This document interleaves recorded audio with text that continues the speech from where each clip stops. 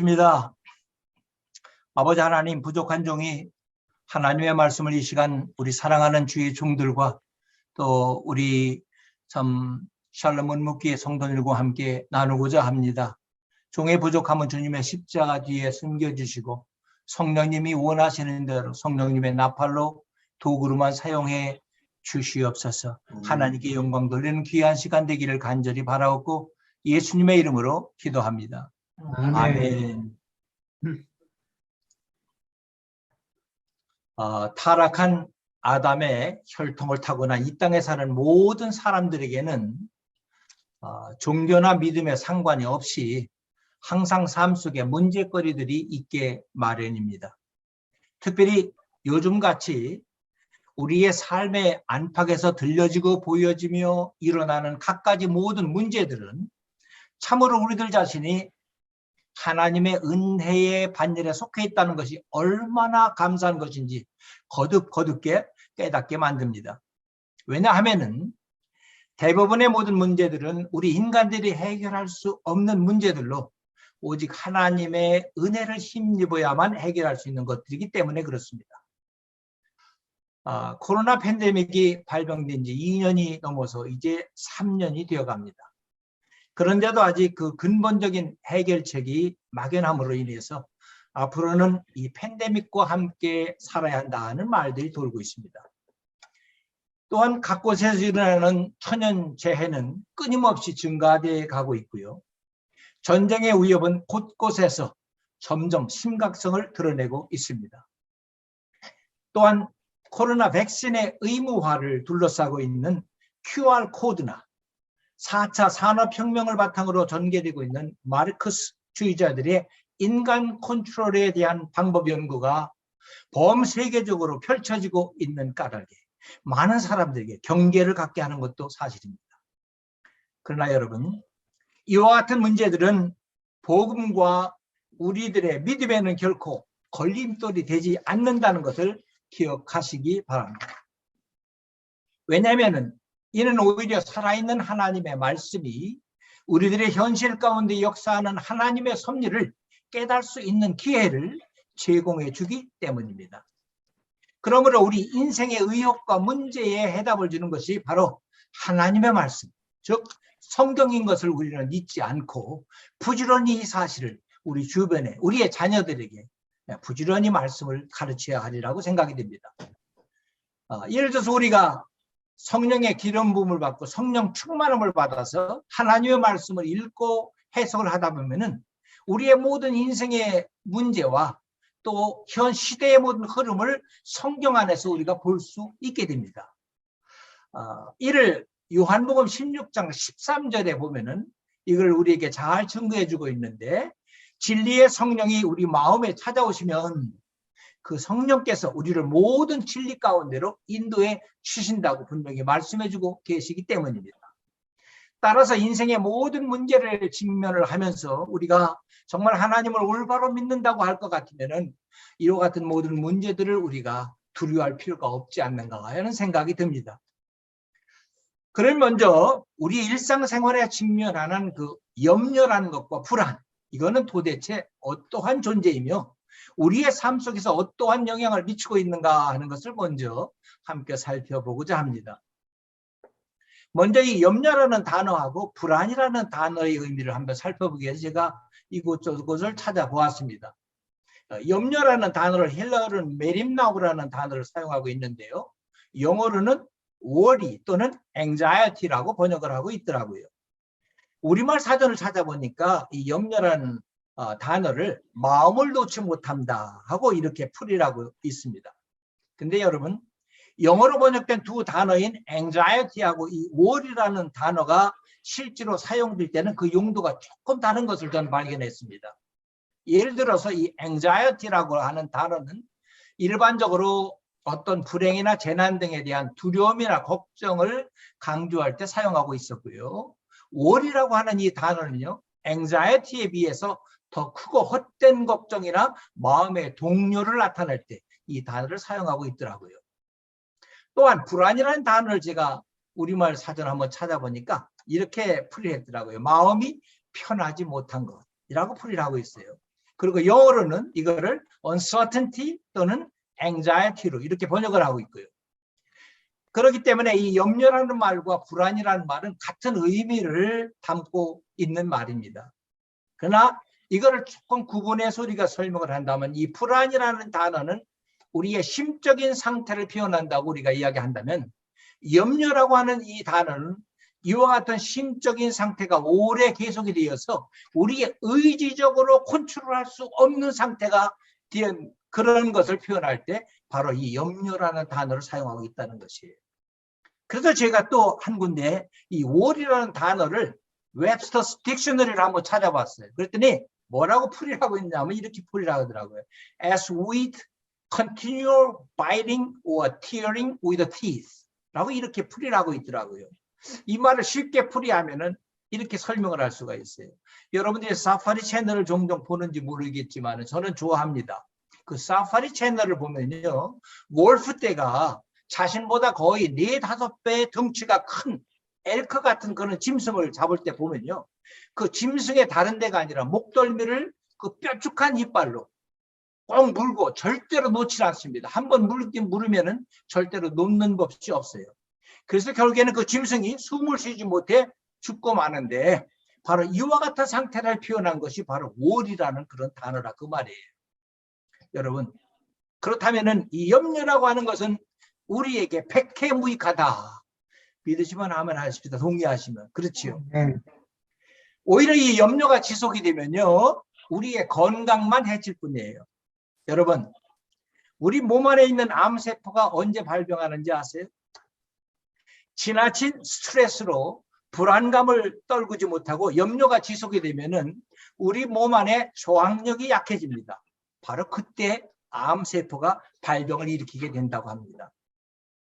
기독교 정신의학 핸드북인 The Christian's Book of Psychiatry라고 하는 그 책을 쓴 퀸틴 하이데르 박사, 이 오래된 책인데요. 그 책을 쓴 그 퀸틴 하이데르 박사가 이런 말을 했습니다. 모든 의학의 영역에서 불안의 원인과 진단 그리고 해결을 위한 이론만큼 다양한 것은 없을 것이다 라고 그렇게 표현을 하면서 그런 이론에 의하면은 불안을 크게 3가지로 분류할 수 있다고 했어요. 그래서 그 첫 번째는 현실적인 불안, reality, anxiety인데요. 이는 외부로부터 환경적으로 오는 위기를 인식하면서 생기는 것. 쉽게 예를 들어 표현하면 이런 것이에요. 주부들이 바쁜 일과 중에 집을 나서면서 내가 부엌에 오븐에 가스불을 내가 끄고 집에 나왔는가 하고서 그것 때문에 불안해합니다. 바로 이런 것들을 예를 들 수가 있고요. 또 지금 우리가 당면하고 있는 아직도 기습을 부리고 있는 오미크론 그거에 대한 극심한 불안도 그 중에 하나예요. 그래서 어디 가는 거를 꺼려하고 여러 가지 우리가 굉장히 불안해합니다. 또 그 외에 학생들이라면 누구나 다 그런 불안을 한두 번씩 다 경험해 본 적이 있으라고 생각이 들어요.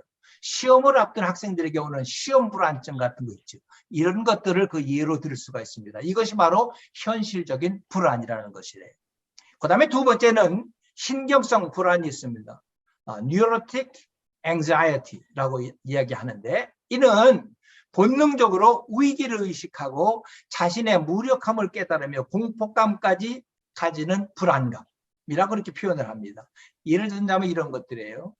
아까 부엌에 가스 오븐 얘기를 했는데 부엌에는 그 오븐에 가스불을 혹시라도 폭발을 해서 내 집이 몽땅 타버리지는 않을까 하는 그런 공포증. 그래서 하던 일을 중단하고 집으로 정신없이 달려가는 사람이 있다면 바로 그 사람은 신경성 불안을 가지고 있는 사람이에요. 이와 같이 갑작스럽게 몰려오는 불안감이나 또 신경쇠약으로 나타나는 불안을 일컬어 신경성 불안이라고 이렇게 표현을 한다고 합니다. 이런 현상이 오래 지속되면 무슨 병 생기는지 아세요? 신경성 위장병이 생깁니다. 신경성 위장병. 그 다음에 세 번째 불안의 요소는 도덕적 불안이라는 게 있는데요. moral anxiety라고 하는데요. 어떤 잘못을 저지르고 불안해하는 죄책감이나 수치심 등 바로 그런 것들을 우리가 예를 들 수가 있습니다. 사실 지난 한 50여 년간 심리학과 정신의학을 지배하고 있는 이론들은 이런 불안감을 해소하기 위한 일부분의 대답은 주고 있었습니다. 그러나 총체적인 해답은 제공하지 못하고 있는 것이 사실이에요. 물론 하나님이 우리에게 주신 지성과 논리를 가지고 염려와 불안에 시달리는 원인을 파헤치고 치료 방법들을 연구할 수 있는 것만은 우리가 참으로 감사를 해야 합니다. 하지만 그보다 우리는 염려와 불안에 대한 궁극적인 해답이 바로 하나님께 있다는 사실에 우리는 더 큰 위로와 감사를 하지 않을 수 없다 하는 사실입니다. 그러면 이와 같은 염려와 불안의 해결책은 과연 무엇일까? 염려와 불안에 대한 여러 말씀이 성경 안에도 있습니다. 근데 특별히 빌립보 교회 성도들에게 오늘 권면하고 있는 사도 바울의 본문의 말씀처럼 염려와 불안에 대해서 직접적이고 연관 있는 이런 말씀은 없습니다. 다시 한번 제가 읽어드립니다. 아무것도 염려하지 말고 오직 모든 일에 기도와 간구로 너의 구할 것을 감사함으로 하나님께 아뢰라. 그리하면 모든 지각에 뛰어나신 하나님의 평강이 그리스도 예수 안에서 너의 마음과 생각을 지키시리라. 아멘. 간단히 말씀을 드리면은 이 본문에서 하나님은 우리 인생의 모든 염려와 불안의 문제에 대한 해답을 주고 계시다는 것이에요. 그래서 이 시간에는 이 세 가지의 불안에 대한 해결책, 불안보다는 평안한 삶을 위한 사도 바울의 권면의 말씀을 우리가 함께 상고하면서 은혜를 나누는 시간이 되기를 원합니다. 먼저 우리는 이 불안과 걱정을 이기기 위해서 첫 번째 우리는 기도 생활에 대해서 마스터해야 됩니다. 기도 생활. 아무것도 염려하지 말고 오직 모든 일에 기도와 간구로 너의 구할 것을 감사함으로 하나님께 아뢰라. 기도는 잘 아시는 것과 마찬가지로 기독교 신앙의 본질과 같은 것입니다. 이 기도는 그리스도께서 우리 속에 유익을 전하시려고 주시는 외적 방편이기도 하고요. 또한 이 기도는 죄를 고백하며 하나님께 감사와 그리스도의 이름으로 하나님의 뜻에 합당하도록 우리의 소원을 아뢰는 것이 기도입니다. 그러므로 이 기도는 살아있는 신앙의 표현일 뿐만 아니라 하나님께 대한 사랑과 필요를 전달하는 매개체가 바로 기도입니다. 세계적으로 유명한 오스트리아 작곡가, 여러분들이 잘 아시는 분이에요. 프란츠 요셉 하이든이라는 분. 어느 날 그분이 유명 인사들과 함께 대화를 서로 나누게 되었다고 합니다. 그야말로 힘들고 어려운 연구로 지쳐있는 몸과 마음에 새로운 힘을 주는 새로운 에너지를 어떻게 채우고 있는가 하는 그런 주제로 서로 이야기를 나누고 있었습니다. 이때 어떤 사람이 이르기를 그는 나는 한 잔의 와인으로 내 자신의 모든 피로를 회복했다고 이야기합니다. 또 어떤 사람은 친구들과 만나서 껄껄거리며 웃음으로 내 정신적인 피로를 다 달랬다고도 이야기합니다. 아마 요즘같이 이런 때에 우리가 그런 대화를 나눈다면 아마 이렇게 얘기했을 거예요. 그 한국에서 굉장히 좋다고 하는 버지니아에도 산에 들어가면은 많이 캐서 먹는 산삼 있죠. 산삼 먹고 원기 회복했다. 또는 한약 먹고 또 비타민 먹고 요즘에 저도 먹고 있는 내추럴 프로테인 먹고 나는 이렇게 모든 피로를 다 풀고 있습니다 하고 이와 같은 등등 여러 가지 다양한 이야기들을 아마 했을 거라고 생각이 듭니다. 어쨌든 이 하이든에게 다른 사람이 질문을 합니다. 그랬더니 그 하이든은 이렇게 대답을 합니다. 나는 서재에 처박혀서 기도를 합니다 하면서 기도만큼 나의 마음과 생각에 행복함과 기쁨을 가득 채워주는 것은 없다고 이야기했습니다. 그런 하이든이었기 때문에 그는 천지창조와 같은 오라토리오 교회의 음악의 명장을 남길 수 있었던 것이 아닌가 생각해 봅니다. 그리고 그는 이와 같은 글을 남겼다고 합니다. 주님, 당신 앞에서 기도한 그 짧은 1시간 그리고 내 안에 찾아온 놀라운 그 변화, 얼마나 무거운 짐을 지고 주님 앞으로 나갔는지 몰라요. 그런데 땅이 말라 갈라진 것 같은 메마른 심령에 촉촉이 스며든 소나기와 같이 찾아온 상쾌한 변화. 무릎을 꿇는 순간 높게만 보이던 것이 모두 낮아지고 무릎을 펴고 일어서는 순간 멀리 희미하게 있던 것이 밝고 분명하게 내 코앞으로 가까운 그 변화. 힘들고 지쳐서 꿇었던 무릎 일어설 때는 힘이 넘치게 된 변화. 내 힘으로는 이런 변화를 체험하지 못하고 항상 근심하고 염려하며 불안해하지만 기도의 능력으로 변화된 나는 주님과 함께 강하고 담대하게 기쁨으로 살아갑니다 라고 이야기를 했다고 합니다. 참으로 그는 기도의 능력으로 살았던 믿음의 사람이었다고 생각이 됩니다. 근데 여러분, 우리에게 이와 같은 변화를 줄 수 있는 기도의 능력에는 두 가지 중요한 필수 요소가 있다는 것을 우리는 꼭 기억을 해야 됩니다. 그 첫 번째는 하나님과의 관계 형성입니다. 모든 일에 기도와 간구로 오늘 본문에서 누구 안에서라고 그랬습니까? 그리스도 예수 안에서, 그리스도 예수 안에서 우리에게 주어진 하나님과의 관계가 기도의 능력을 체험하는 중요한 첫 번째 요소라는 사실이에요. 그렇다면 하나님과의 관계 형성을 이룰 수 있는 길을 전혀 모르는 사람에게 이와 같은 기도의 능력을 체험할 수 있을까요? 절대로 그는 불가능한 일입니다. 주님께서는 이 사실을 분명히 요한복음 14장 6절에서 이르시기를 내가 곧 길이요 진리요 생명이니 나로 말미암지 않고는 아버지께로 올 자가 없느니라고 분명히 말씀해 주셨습니다. 예수님을 통하여서 하나님과 교통할 수 있는 관계 형성을 이룰 수 있다는 사실을 분명히 말씀해 주셨던 얘기예요. 사도 바울도 디모데전서 2장 5절에서 하나님은 한 분이시요 또 하나님과 사람 사이의 중보도 한 분이시니 곧 사람이신 그리스도 예수라고 했습니다. 우리는 기도를 하면서 종종 하늘에 계신 우리 아버지라고 우리는 그렇게 부릅니다. 그렇죠? 근데 이는 성령님이 친히 우리 영으로 더불어 우리가 하나님의 자녀인 것을 증거해 주시고 계시기 때문에 우리가 하나님을 아버지라고 부를 수 있는 관계가 된 것이에요. 우리가 하나님의 자녀로 새롭게 태어날 수 있었던 것은 이처럼 오직 예수 그리스도를 믿는 믿음 안에서 된 것을 생각할 때 우리가 다시 한번 감사하는 우리 모두가 되어야 하리라고 저는 생각이 듭니다. 우리에게 잘 알려진 독일의 신실한 신학자인 벵겔이라는 사람이 있지요. 그분은 예수님과 특별히 친근한 교제를 잘 나눴던 사람으로 알려져 있습니다. 하루는 한 친구가 그 벵겔이 얼마나 경건한 삶을 살고 있는지를 그가 한번 살피기 위해서 오늘 밤에 몰래 그의 침실에 숨어 있었다고 합니다. 그 밤에 벵겔은 신약 성경을 쭉 읽어 내려가는데 몇 시간이 걸리더래요.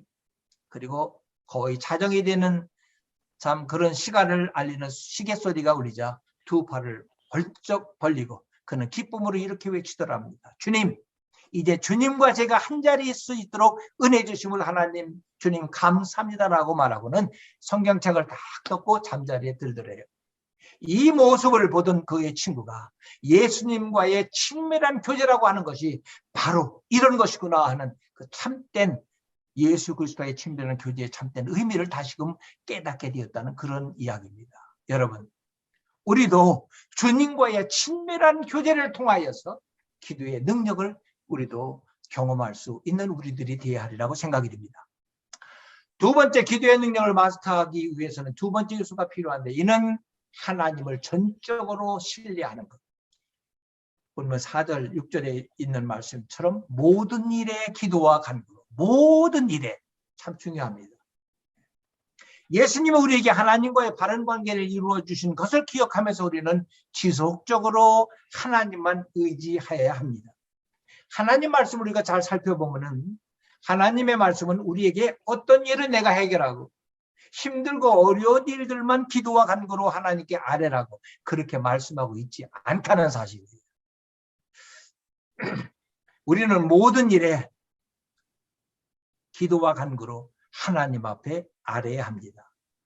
이처럼 기도의 삶을 마스터하기 위해서는 마치 어린아이가 아버지를 믿고 의지하는 것과 같이 우리의 필요를 모두 아시고 우리를 사랑하시고 우리를 아끼시는 하늘에 계신 아버지를 믿고 의지해야 한다는 것입니다. 모쪼록 유명한 작곡가 하이든과 같이 독일의 경건한 벵겔 신학자와 같이 우리의 삶이 생명의 말씀과 기도의 능력으로 행복과 기쁨으로 가득 찬 나날을 살 수 있는 우리 모두가 될 수 있기를 주님의 이름으로 간절히 축원합니다. 두 번째로 불안과 걱정을 이기기 위해서는 하나님의 평강으로 우리의 마음과 생각이 치료를 받아야 한다는 것입니다. 아무것도 염려하지 말고 모든 일에 기도와 간구로 너희 곳을 감사함으로 하나님께 아뢰라. 그래야 모든 지각에 뛰어난 하나님의 평강이 그리스도 예수 안에서 너희 마음과 생각을 지키시리라. 로마서 5장 1절에 있는 말씀 보면은 예수 그리스도를 믿는 그 믿음으로 말미암아 우리가 의롭다 하심을 얻게 되었다고 합니다. 그런 이후에 우리가 하나님과 더불어 화평을 누리게 되었다고 말씀합니다. 이 화평을 일컬어 우리는 화해의 평강이라고 이야기합니다. 한마디로 죄로 원수가 됐던 것이 이제는 평화로 화해가 된 것을 의미합니다. 그런데 여기 본문에서 사도 바울이 말하는 이 평강은 그 의미가 더 깊습니다. The peace of God이라고 하는 이는 우리의 마음과 생각을 지켜주시는 하나님의 평강을 말씀하고 있는 것입니다. 또한 특별히 이 본문에서 여기서 지키리라고 해당하는 그 헬라어의 그 프로레이세이라고 하는 그 단어는 호위한다 하는 그런 의미를 갖고 있는데, 특별히 로마 군대의 수비대가 보트로 서는 광경을 묘사하면서 사용한 단어가 바로 이 지키시라 하는 프로레이세이라는 그 헬라어 원어입니다. 이는 곧 하나님의 평강의 파수꾼이 우리의 마음과 생각을 지켜주신다는 의미였습니다. 여러분, 불안이라고 하는 것은 대부분의 경우 세상으로부터 오는 두려움, 즉 현실적인 불안과 육신의 염려로 오는 신경성 불안과 악한 일로 인한 좌절감, 즉 도덕적 불안으로부터 온다는 말씀을 여러분에게 소개해 드렸습니다. 하지만 이 본문에서 이런 불안으로부터 하나님이 주시는 평강으로 우리들을 치유하고 또 지켜주시겠다는 말씀을 본문은 우리에게 일러주고 있습니다. 그러므로 하나님의 평강은 그리스도 예수 안에서 우리 마음의 안정을 준다는 사실입니다. 본문 7절에 있는 말씀에 기록된 것과 마찬가지로 하나님의 평강이 그리스도 예수 안에서 너의 마음을 지키시리라. 여기 마음이라고 하는 것 여러분들이 잘 아시죠? 이 카르디아라고 하는 헬라어는 우리들의 속에 숨어 있는 정서적인 삶의 그 샘터를 의미합니다. 영어로 heart. 우리말로 이 심장은 바로 생명력을 가리킨다고 표현할 수가 있어요. 그러므로 마음은 생명의 근원이다. 그래서 잠언서 4장 23절에 보면 무릇 지킬 만한 것보다 더욱 네 마음을 지키라. 생명의 근원이 이에서 남이니라고 했습니다. 또한 이 마음이라고 하는 것은 생각과 의지와 감정의 근원이 되는 것이 바로 마음입니다. 다른 말로 표현하면 이거는 우리의 인격적인 요소와도 똑같습니다. 로마서 1장 21절에 보면 사람들은 하나님을 알 만한 것이 그 속에 보이지만 생각이 허망하여져서 미련한 마음으로 어두워졌다고 했습니다. 이 말씀을 잘 생각하면요, 인격적으로 죄 지은 모든 인간들은 타락한 심성을 가지고 이 세상에 태어납니다. 그러므로 우리 인격적인 요소도 그대로 내버려진 상태 속에서는 생각도 바로 못하고 의지적으로 바로 결정도 못하고 감정도 제대로 표현하지 못하는 그런 삶을 살 수밖에 없다는 그런 말로 이 표현한 것이 바로 로마서 1장 21절에 있는 말씀이에요. 그렇기 때문에 그와 같은 마음이 병들면 자연적으로 생명력도 없어지게 되는 것이에요. 근데 여러분, 얼마나 많은 현대인들이 불안한 마음으로 정서불안에 떨고 있습니다. 정말로 대부분의 심리적 병적인 문제들의 근원을 잘 추적해보면 이는 모두 긴장과 정서 불안에서 오는 것들이라 하는 것입니다. 근데 여러분, 하나님 앞에 나아가기만 하면은 하나님의 평강을 선물로 받고 이런 심리적인 병들과 병리적인 현상들로부터 우리의 마음이 보호를 받고 안정을 취할 수 있다는 것, 이 얼마나 크고 놀라운 하나님의 은혜입니까? 그래서 우리는 이런 찬양을 많이 부르잖아요. 찬송가 487장. 죄짐 맡은 우리 구주 어쭈 좋은 친구인지, 걱정 근심 무거운 짐 우리 주께 맡기세. 주께 고함 없는 거로 복을 얻지 못하네. 사람들이 어찌하여 아랠 줄을 모를까. 예수님은 근심에 쌓인된 제자들에게 요한복음 14장 27절에 보면 이렇게 말씀하셨습니다. 평안을 너에게 끼치노니 곧 나의 평안을 너에게 주느라. 내가 너에게 주는 것은 세상이 주는 것 같지 아니하니라. 너희는 마음에 근심도 말고 두려워하지 말라고 하셨습니다. 이처럼 하나님의 평강은 그리스도 예수 안에서 우리의 생각을 고요하게 해줍니다. 하나님의 평강이 너의 생각을 지키시리라. 할렐루야. 구약 성경에 능통했던 사도 바울은 아마도 이사야 선지자의 영광스러운 이 선포의 말씀인 이사야서 26장 3절의 말씀을 생각하면서 오늘 본문을 기록했는지도 모릅니다. 이사야서 26장 3절의 말씀을 제가 읽어드립니다. 주께서 심지가 견고한 자를 평강의 평강으로 지키시리니 이는 그가 주를 의뢰함이니라. 여러분, 하나님의 뜻에 합당한 기도와 간구를 드린 열매는요, 기도 후에 뭐로 나타나는지 아세요? 평안한 마음으로 따라옵니다. 그러므로 만약 기도하고 일어서면서 내 마음이 평화가 오지 않냐고 불안한 생각이 만일 맴돌고 있다면 이는 제대로 기도하지 못한 것이에요. 평강이란 세상을 떠나서 깊은 산속에 들어가서 얻는 그런 것이 결코 아닙니다. 비록 나는 두려운 세상에 살고 있지만 암울한 지진과 쓰나미가 휩쓸고 간 것과 같은 환경 속에 내가 있다 할지라도 내가 누리는 평안함, 이것이 바로 하나님의 평강인 것입니다. 할렐루야. 이 평강은 모든 지각에 뛰어난 것이고 우리 하나님이 주시는 영광스러운 선물 중에 하나입니다. 여러분, 예수님은요, 우리로 하여금 어떠한 악재나 재난과 환난으로부터 우리를 옮겨주시겠다고 약속하지 아니하셨습니다.